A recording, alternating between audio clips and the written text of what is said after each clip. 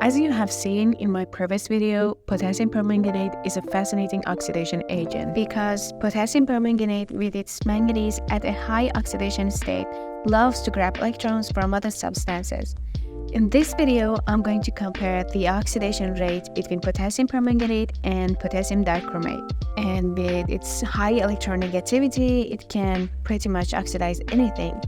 I performed a small trick by heating the solution, thereby forcing it to proceed more quickly. And as you can see, the color of the solution starts changing in less than 2 minutes.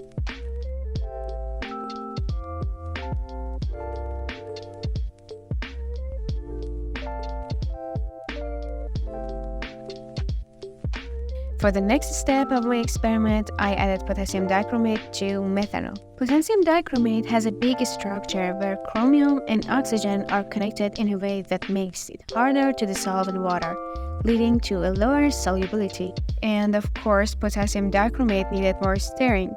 So after heating the solution for about 5 minutes or more, eventually it started to change.